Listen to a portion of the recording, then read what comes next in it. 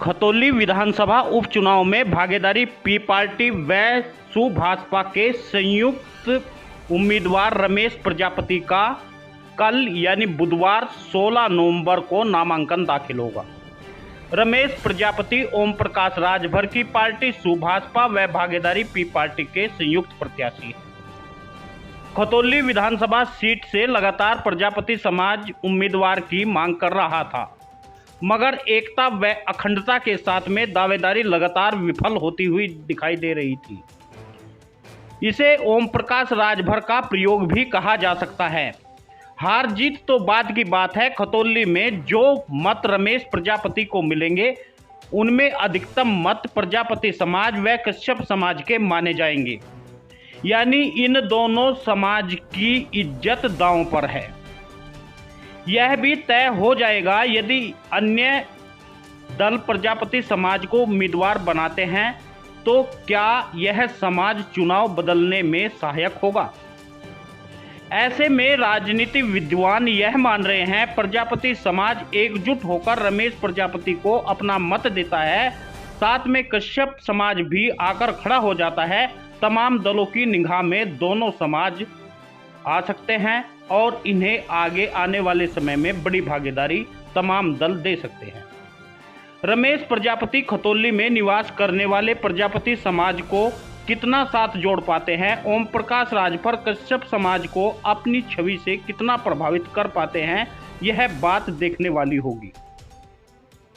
अब वक्त आ गया है तमाम अति पिछड़े वर्ग को एक छत्र के नीचे आना होगा। आज प्रजापति समाज के तमाम लोगों को एक साथ रमेश प्रजापति के पीछे खड़ा होना होगा। कश्यप समाज का यह दुर्भाग्य है जो अपने भाइयों के साथ खड़ा नहीं हो पा रहे हैं। प्रजापति समाज का भी यही दुर्भाग्य अभी तक रहा है। राजनीति एकता की शक्ति है। सोचिए, यदि मुख्यमंत्री ओम प्रकाश राजभर बनता है तो पश्चिमी उत्तर प्रदेश में कश्यप समाज को राजनीतिक भागीदारी मिल सकती है। मुजफ्फरनगर के खतौली से यदि रमेश प्रजापति को मत मिल जाते हैं तो प्रजापति व कश्यप समाज के बारे में अन्य दलों को सोचना पड़ेगा।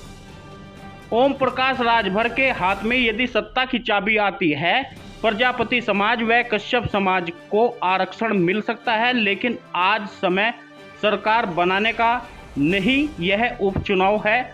अपने समाज की ताकत दिखाने का समय है, जिसे शक्ति प्रदर्शन के रूप में भी देखा जा सकता है। यदि आप अपने समाज के अपनी समकक्ष जाति के साथ आकर खड़े हो जाते हैं, मैं गारंटी से कहता हूं, ये अवसरवादी लोग आपके खिलाफ सड़क पर उतर आएंगे। हमें आज यह देखना होगा, यदि चुनाव में हमारा गरीब भाई खड़ा है, हमें उसे अपना वोट देना होगा, क्योंकि गरीब भाई के घर पर जाकर हम कभी भी अपनी बात रख सकते हैं, अपनी बात कह सकते हैं। धनपति लोग चाहते हैं गरीब का बेटा हमेशा हमारे घरों की सफाई करे, उनके खेतों में हल चलाए, उनका खाना बनाए और उनके जूते साफ करे, उनकी इमारतों को बनाए, उनके घर में किवाड़ खिड़की लगाने का काम करे, जाकर उनके घर में मिट्टी के बर्तन दे। वे लोग नहीं चाहते गरीब का बेटा विधायक बने, सांसद बने, दरोगा बने, जिलाधिकारी बने, पुलिस अधीक्षक बने, आईजी बने, डीआईजी बने। सोचो, आपके बैंक से 1,50,000 रुपये यदि आपने लोन लिया है और वह आप चुका नहीं पा रहे हैं तो आपके घर पर बुलडोजर चलेगा, आपको हवालात में रहना पड़ेगा। मगर अडानी और अंबानी के करोड़ों रुपए माफ हो जाते हैं। आज मजदूर दैनिक दिहाड़ी वाला कभी सरकार से कुछ मांगता नहीं है, ऑटो रिक्शा वाला कभी किसी सरकार से कुछ नहीं मांगता है, मनरेगा वाले कभी नहीं कहते मेरी मजदूरी बढ़ाओ। इन लोगों का शोषण भी खूब होता है। सड़क पर पुलिस वाले से डंडा खाते हैं, सरकारी दफ्तरों में बाबू चपरासी से गाली खाते हैं और गांव में जमींदारों के क्रोध का सहन करना पड़ता है। अपनी योजना पाने के लिए, अपना राशन पाने के लिए हमेशा लाइन में लगना पड़ता है। वे पिज्ज़ा, ब्रेड और मक्खन लगाकर खाते हैं और हमें सूखी रोटी खाने पर मजबूर होना पड़ता है और उसी पर हमें गुजारा करना पड़ता है। मगर आज आपके पास मौका है। खतौली विधानसभा सीट के उपचुनाव में रमेश प्रजापति को यदि आपने एक बार अपना मत दिया, आपकी ताकत का एहसास सरकार को होने लगेगा। देश में कुम्हार का बेटा, कश्यप का बेटा, धीवर का बेटा, लोहार का बेटा, पांचाल का बेटा, पाल गडरिये का बेटा, जुल्हे का बेटा यदि विधायक बन जाता है, सोचो विधानसभा में आपकी आवाज उठेगी।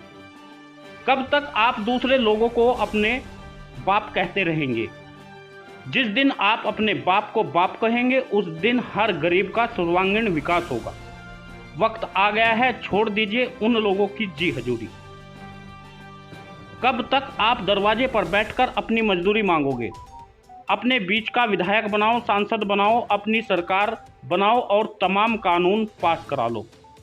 कब तक हड़ताल करोगे? कब तक पुलिस के डंडे खाओगे? कब तक आप इस तरह से ज्ञापन देते रहोगे?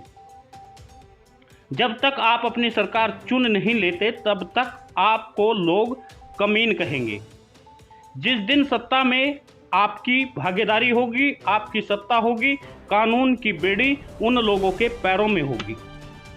यदि आप चाहते हैं हर गरीब को उसका हक मिले तो दोस्तों आपसे निवेदन है, आप वीडियो को शेयर करें, न्यूज़ चैनल को सब्सक्राइब करें और वीडियो को लाइक भी जरूर कर दें।